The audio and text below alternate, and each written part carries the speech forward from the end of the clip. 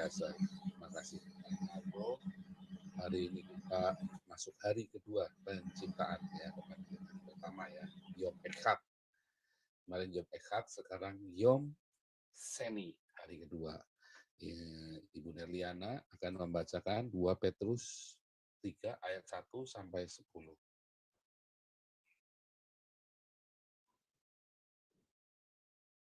Mikrofonnya bisa dinyalakan. Baik, Pastor, 2 Petrus berapa, Pastor? 2 Petrus 3 ayat 1 sampai 2 Petrus 3 ayat 1 sampai 10, betul. Baik. Terima kasih, Pastor. Selamat pagi buat Bapak Ibu Saudaraku sekalian yang berada di Indonesia. Mari kita dengarkan sejenak 2 Petrus 3 ayat 1 sampai 10 berbunyi demikian. Hari Tuhan. Saudara-saudara yang kekasih, ini sudah surat yang kedua yang kutulis kepadamu. Di dalam kedua surat itu aku berusaha menghidupkan pengertian yang murni oleh peringatan-peringatan, supaya kamu mengingat akan perkataan yang dahulu telah diucapkan oleh nabi-nabi kudus dan mengingat akan perintah Tuhan dan juru selamat yang telah disampaikan oleh rasul-rasulmu kepadamu. Yang terutama harus kamu ketahui ialah bahwa pada hari-hari zaman akhir akan timbul pengejek-pengejek dengan ejekan-ejekannya, yaitu orang-orang yang hidup menuruti hawa nafsunya. Kata mereka, di manakah janji tentang kedatangannya itu? Sebab sejak bapa-bapa leluhur kita meninggal, segala sesuatu tetap seperti semula pada waktu dunia diciptakan. Mereka sengaja tidak mau tahu bahwa oleh firman Allah, langit telah ada sejak dahulu, dan juga bumi yang berasal dari air dan oleh air, dan bahwa oleh air itu, bumi yang dahulu telah binasa dimusnahkan oleh air bah. Tetapi oleh firman itu juga langit dan bumi yang sekarang terpelihara dari api dan disimpan untuk hari penghakiman dan kebinasaan orang fasik. Akan tetapi saudara-saudaraku yang kekasih, yang satu ini tidak boleh kamu lupakan, yaitu bahwa di hadapan Tuhan, satu hari sama dengan, satu hari sama seperti 1000 tahun, dan 1000 tahun sama seperti satu hari. Tuhan tidak lalai menepati janjinya, sekalipun ada orang yang menganggapnya sebagai kelalaian, tetapi ia sabar terhadap kamu, karena ia menghendaki supaya jangan ada yang binasa, melainkan supaya semua orang berbalik dan bertobat. Tetapi hari Tuhan akan tiba seperti pencuri. Pada hari itu langit akan lenyap dengan gemuruh yang dahsyat, dan unsur-unsur dunia akan hangus dalam nyala api. Dan bumi dan segala yang ada di atasnya akan hilang lenyap. Demikian, Pastor.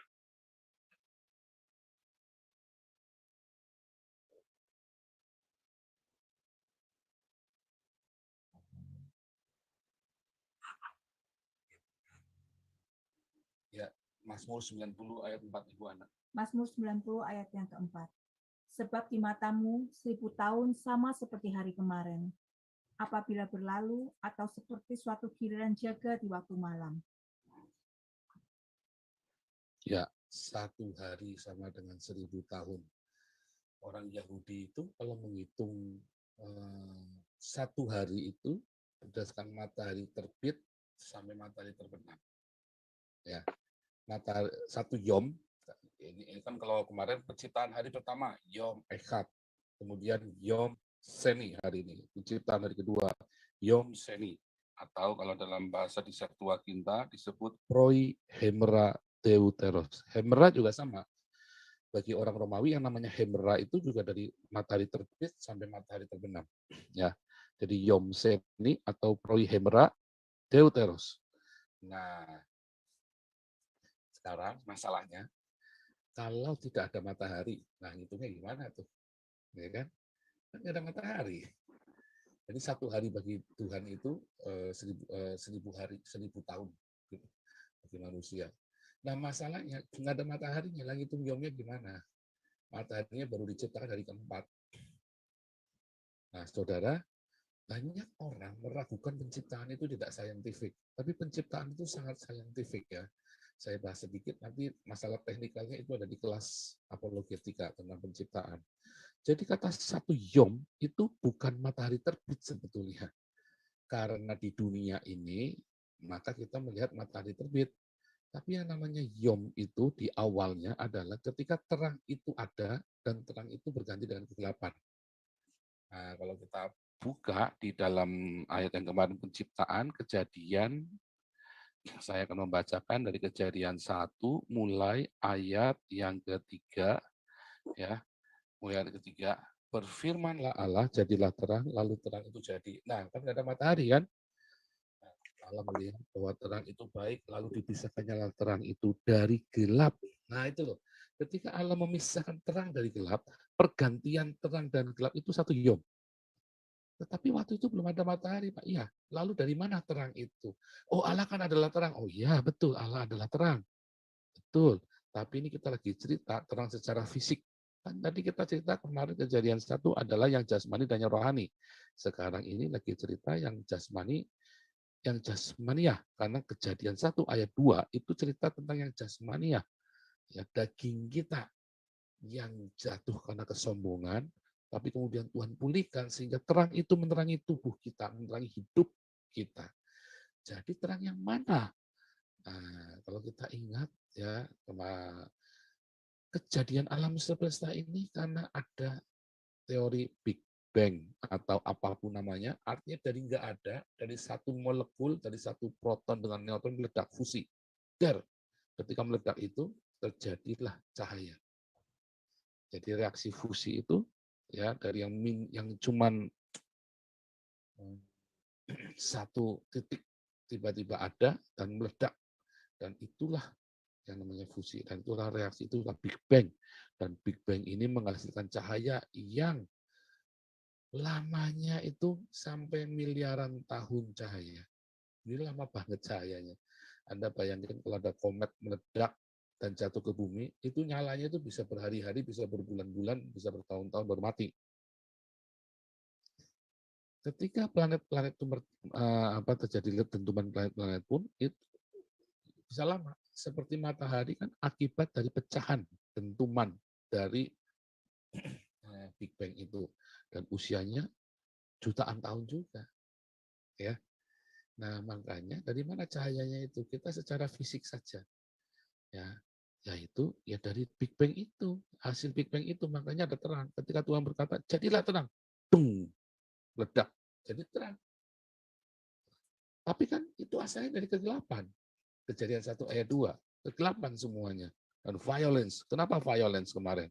Karena kalau kita ingat dalam teori Big Bang itu violence banget, itu mengerikan sekali ya. Itu tuh benar-benar tabrakan antar satu atom, neutron, proton semua masing-masing bertabrakan dan terjadi fusi, dan itu ledakan ngeri sekali, lebih dari ledakan nuklir yang meledak. Dan itulah reaksi fusi. Ya, dan itulah awal dari terang itu ada.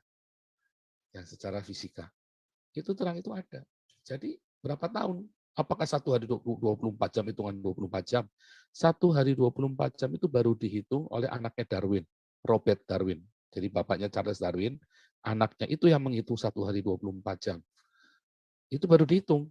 Jadi tahun berapa tuh? Tahun 1800-an ya, kalau nggak salah ya Darwin itu. Baru dihitung itu. Jadi dulu-dulunya ngitung satu hari itu nggak sama, seluruh bumi itu nggak sama. Contoh di kutub utara, dari matahari terbit sampai matahari terbenamnya berapa lama? Bukan 12 jam. Di Eropa hari ini kita matahari terbit sampai matahari terbenamnya lama. Kita terbit jam 6 pagi, jam 4 pagi, setengah 5 pagi sudah terbit ya. Setengah 5, jam 5 itu sudah terbit. Jam 5 itu udah terang benderang. Gelapnya jam 10. Jam 10 malam baru gelap tuh. Lebih lama jadinya, lebih dari 12 jam, 16 jam kira-kira kan. Di summer nanti, terutama di bulan Juni sampai September itu. Matahari terbitnya jam 5, atau ya nanti terbenamnya jam 10 malam. Ya, jam 9, setengah 10 aja masih terang benderang, jalan raya itu masih terang benderang, masih ada matahari. Jadi berasanya kayak berasa jam 5 sore itu, jam setengah 10 itu. Artinya setiap daerah, satu yomnya itu, setiap wilayah beda-beda. Kayak di Kutub Utara, satu yomnya matahari terbit sampai matahari terbenamnya bisa 6 bulan. Nah, sama dengan di awal penciptaan. Satu yomnya itu bisa miliar tahun cahaya. Jadi kalau ditanya, ya kan, usia matahari berapa? Ya bisa miliar tahun cahaya. Alkitabiah dong, Alkitabiah. Dua Alkitabiah satu hari, iya. Satu harimu definisinya apa? Terminologinya satu hari. Nah, kalau belum ada matahari, mau ngitungnya bagaimana? Satu yomnya, yaitu dari antara pergantian antara terang dan gelap. Kejadian 1 ayat 4.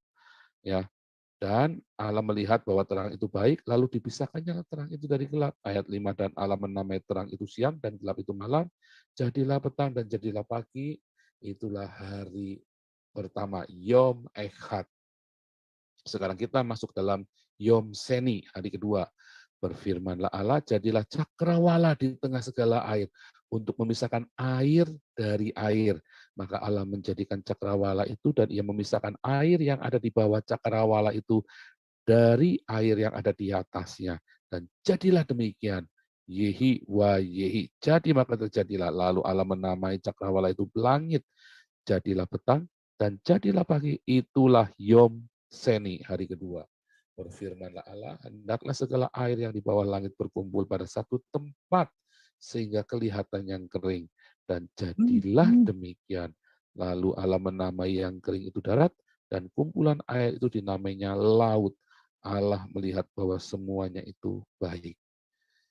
Jadi, saudara, kita balik ke kemarin ya, ketika hidup kita di gelap gulita, ya, ketika hidup kita di gelap gulita karena kesombongan, karena kecongkakan, kearoganan kita, karena kebanggaan kita pada diri sendiri, maka Allah mengizinkan kita masuk di dalam kegelapan yang amat sangat, sehingga hidup kita kacau dan nggak jauh-jauh dari bahaya. Ya tadi ya, violence. Nah, maka di hari kedua, ya ketika terang itu sudah ada, ya ketika kita datang pada Yesus, maka Tuhan akan memberkati hidup kita, menaungi hidup kita, dan terang itu ada dalam hidup kita, maka kita mulai melihat terang, mulai melihat jalan itu. Kalau di dalam kegelapan kita tidak bisa melihat apa-apa di dalam terang, maka kita bisa melakukan banyak hal di dalam terang. Kita bisa mulai menata hidup kita kembali dalam terang. Nah, disitulah mulai ada planet-planet. Ya, Tuhan mulai ciptakan itu planet-planet itu. Mulai ada planet-planet yang macam-macam, galaksi-galaksi itu mulai ada tuh. Ya, setelah ada tumbukan-tumbukan teori dentuman itu, ya kan? Maka mulailah planet-planet itu terjadi. Ya, dari yang apapun, planet apapun. Dan kata mayim sekali lagi berarti violence. Maka Tuhan ciptakan di planet-planet itu mana mayim yang ada di universe, mana mayim yang ada di planet-planet itu. Ya. Karena seluruh dunia ini tersambung menjadi satu, seluruh semesta ini dengan apa? Dengan air. Ya, di mana di seluruh dunia itu, di seluruh galaksi itu ada air. Di seluruh galaksi itu ada air. Ya.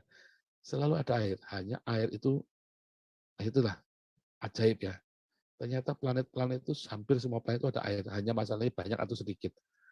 Ya, dalam kalau Anda lihat ikutin itu kan ada planet-planet ini ada air, oh ini bisa buat hidup nih karena airnya banyak. Nah ini planet sumber airnya dari mana? Dicari semua. Tinggal banyak atau sedikit, dan kita yang di bumi ini yang kelihatan paling banyak sehingga disebut dengan planet biru karena airnya banyak, ya kan? Nah, tapi masalahnya ya kita lagi cerita secara rohani. Nanti secara jasmani fisika ada di kelas apologetik. Secara rohani ya, secara pelajaran dalam kehidupan dari penciptaan hari kedua ini adalah di hari kita diterangi hidup kita, jalan kita mulai terlihat walaupun jalan setapak dan dengan air dan roti serba sedikit. Tapi kita akan mendengar tuntunan Tuhan senantiasa. Dan di hari itu kita bisa memanage hidup kita. Anda pernah salah manage hidup? Saya sering. Saya sering. Siapa yang pernah salah manage hidup? Apa jangan-jangan Anda sekarang sedang salah manage lagi hidup? Lu bilang sama bini lu, kayaknya gua dulu nggak kepengen bini macam lu, kenapa gua jadi dapat bini macam lu orang ya? Awas. Yang perempuan juga sama. Saya dulu nggak kepengen punya suami berewokan jenggotan, kenapa gua dapat kayak lu punya ya? Dipotong juga kagak, dipotong nggak tambah pendek, brewoknya nggak tambah cuma di mulut gigi, tambah lagi sampai kemana-mana lagi. Nah, waduh ini salah manage nih gua nih. Nah, itu termasuk itu salah manage. Iya kan? Segala sesuatu terjadi, kalau saya bilang yang jelek-jelek kan nggak aneh, kayak bilangnya brewok jenggot lah. Kalau saya bilang yang macam-macam nanti kan salah lagi kan.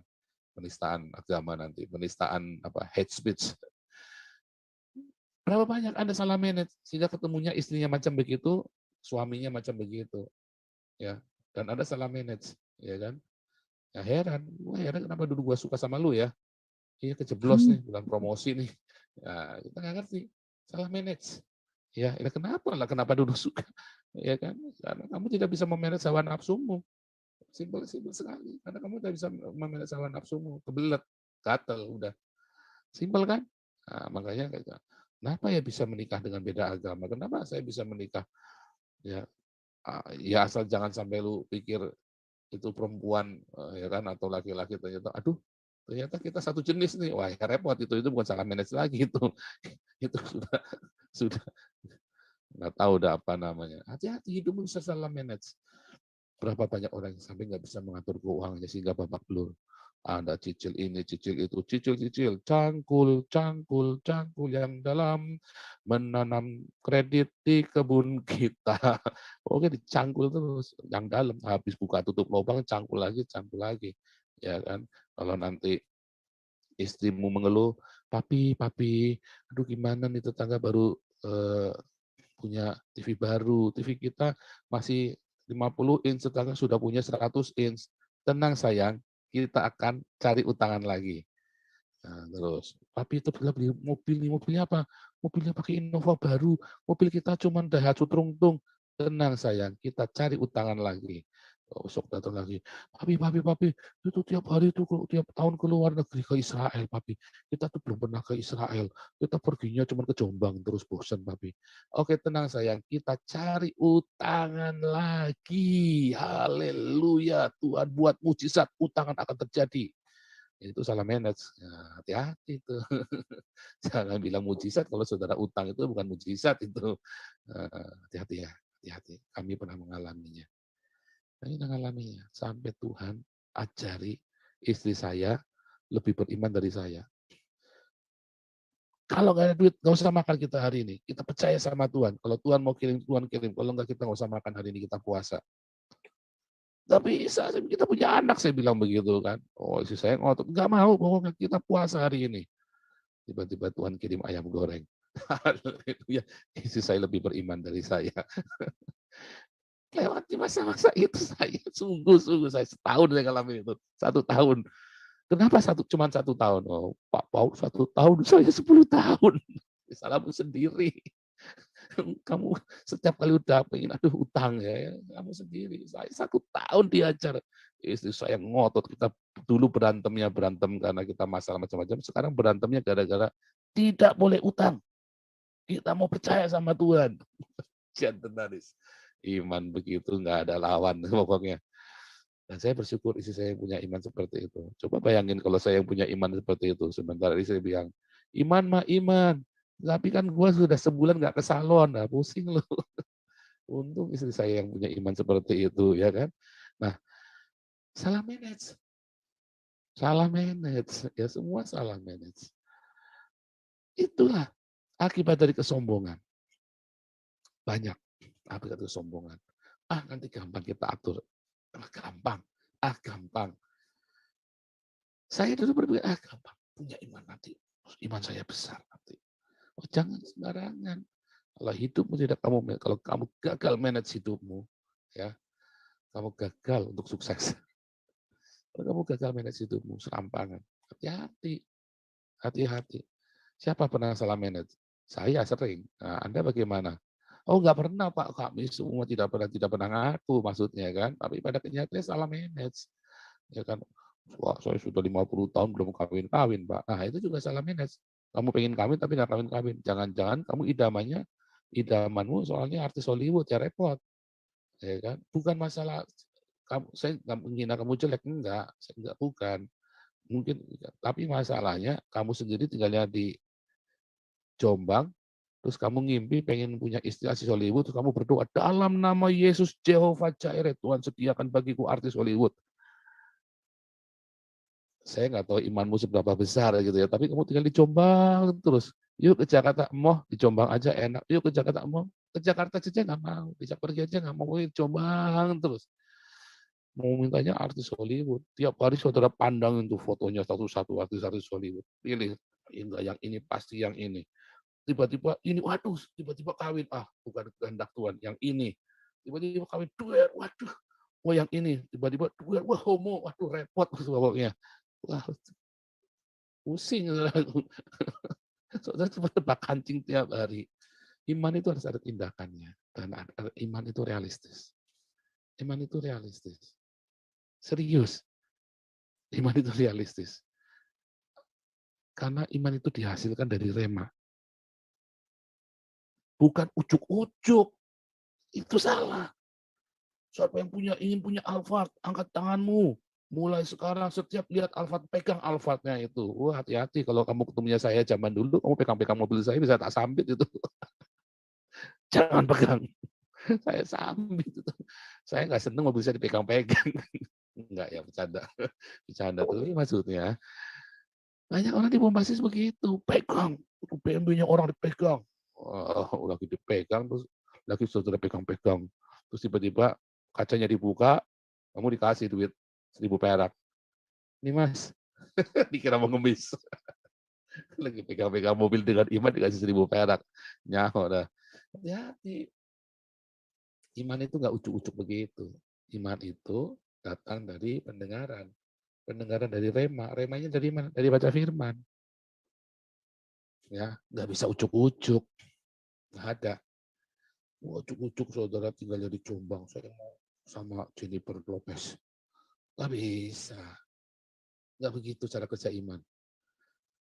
Dari apa? Iman datang dari pendengaran. Pendengaran dari firman Kristus. Dan sudah hidup dalam agape, dalam diakonia, bertindak bermarturia. Nanti Tuhan bimbing. Nanti hati kita diarahkan.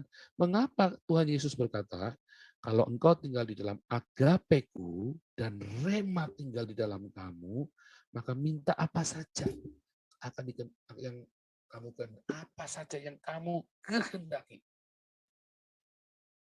Yang kamu kehendaki, Tuhan kehendaki kan, saya mau sama Jennifer Lopez.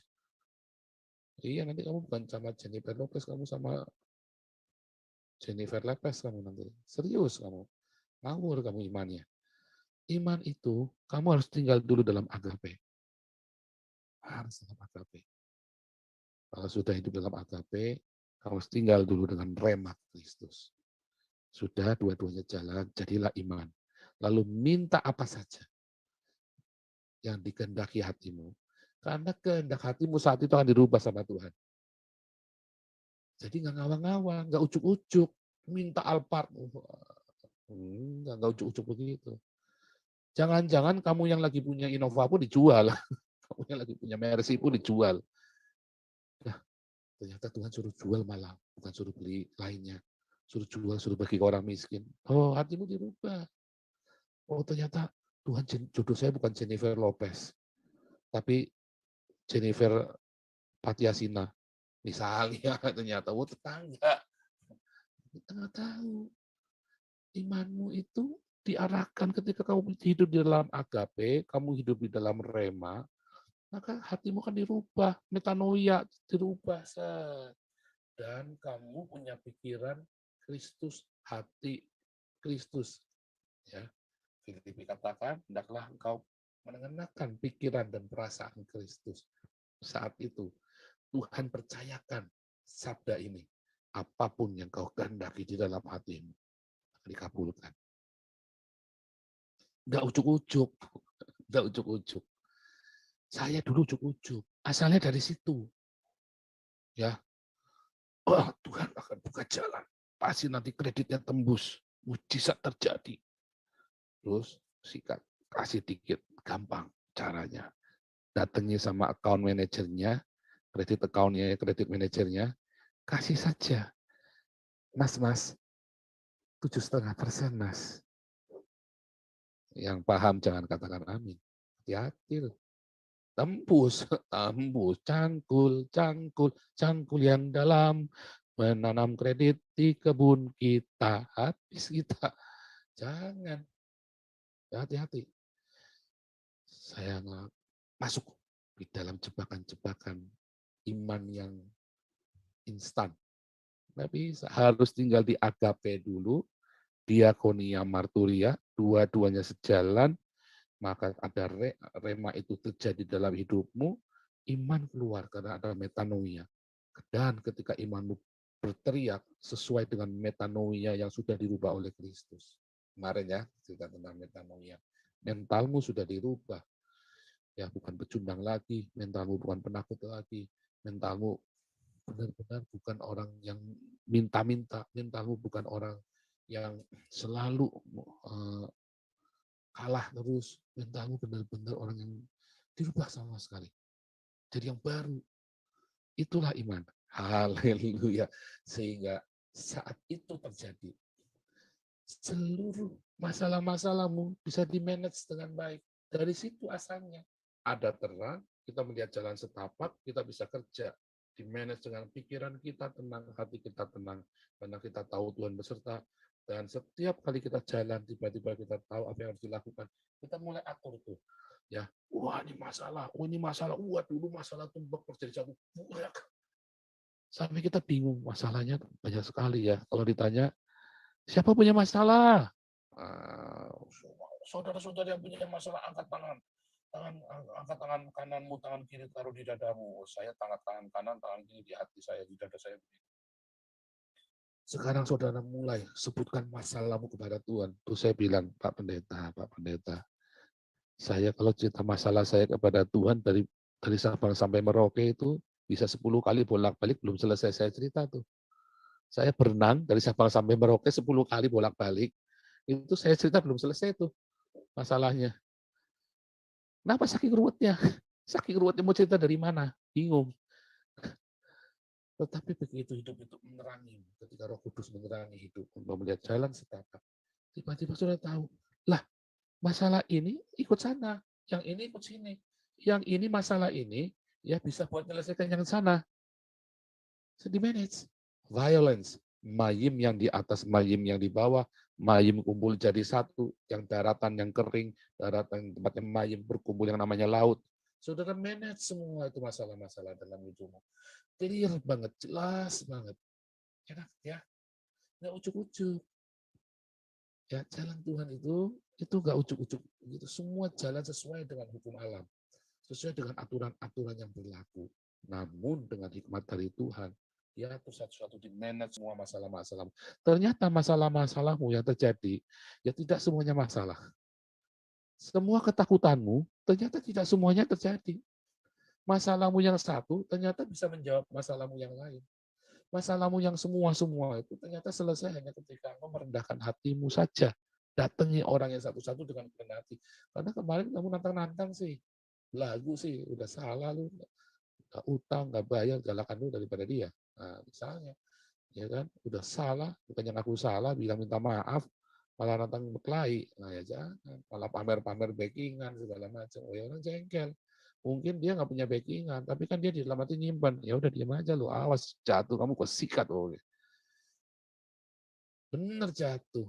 Karena dia tertindas oleh tindakan. Kita nggak ngerti. Tetapi hari kita mendapat terang dari Tuhan. Kamu bisa lihat masalah-masalah itu dengan objektif. Mayim yang di atas, mayim yang di bawah.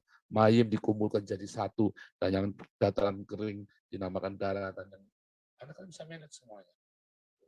Luar biasa ya. Luar biasa.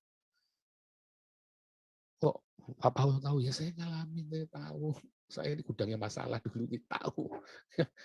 Tahu. Ternyata enak sekali menyelesaikannya pelan-pelan. Lalu punya masalah nggak? Saya masih punya. Stres nggak? Enggak, biasa. Karena sudah kita manage. Nah nanti kalau dia nyerang, ya nggak apa-apa. Karena Tuhan nanti akan lindungi saya. Toh saya sudah berusaha minta maaf, toh saya sudah berusaha selesaikan masalah-masalah ya termasuk dengan mertua saya. Ya saya bilang, saya kurang ajar sekali sama mertua saya dulu. Kurang ajarnya orang saya itu. Termasuk dengan sahabat-sahabat saya yang dulu saya sakiti, yang dulu saya gebrak, yang dulu saya pukulin segala macam. Sebanyak saya punya banyak masalah, tapi akhirnya saya melihat ternyata 90% masalah saya selesai ketika saya merendahkan diri datang ke mereka. Datangnya satu-satu. Ya. Ternyata simpel sekali. Wah, kok enak? Bukan enak loh. Kamu kira enak merendahkan diri diludahi orang. Sampai diludahi, saya pernah itu ngalamin itu. Cuma ternyata itu menyelesaikan masalah dan hati saya tiba-tiba sukacita. Kenapa? Karena waktu saya diludahin itu saya tahu saya layak. Dan Tuhan Yesus gak punya salah saja diludahin. Apalagi saya. Tuhan Yesus gak punya salah saja diludahin. Apalagi Anda. Gudangnya salah, gudangnya dosa. Ya, rendah, serendah-rendahnya. Kalau memang, kemarin ingat ya, waktu Simei ngelemparin Daud itu, Yoab bilang, gua parang ya anjing mati ini, dibilang begitu kan. Anjing mati, gua parang, dia mati, dia mau diar.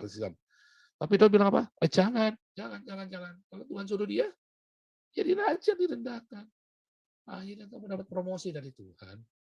Biarkan saja orang merendahkan, menghina kamu. Tuhan Yesus saja nggak salah dihina-hina, apalagi kita gudang yang salah. Haleluya. Dan orang mengolok-olok kamu. Dan orang menghina-hina kamu. Tadi ya, di dalam 2 Petrus 3 ayat 1 sampai 10. Orang-orang yang menghina-hina kamu. Tapi mereka lupa ya, bahwa seluruh dunia ini memang penuh main. Memang asalnya cuma air, cuma bahaya saja. Ayo, tenangkan pikiran kita. Memang dunia ini adalah dunia yang penuh bahaya. Kita hanya perlu merendah sama Tuhan. Kita hanya perlu rendah hati dengan sesama. Maka 90% masalahmu selesai. Ya. Serius. Coba kiranya rema dari Tuhan Yesus Kristus membuat terobosan hari ini. Lepaskan kamu dari semua masalah-masalah. Membuat engkau menjadi rendah hati. Meresponi dengan benar semua masalah-masalah yang terjadi dalam hidupmu. Dan mulutmu tetap berkata, Yesus engkau baik, sungguh baik, sangat baik. Yesus engkau baik, sungguh baik, sangat baik. Kasih-Mu tak berkesudahan, kasih-Mu kekal selamanya. Amin.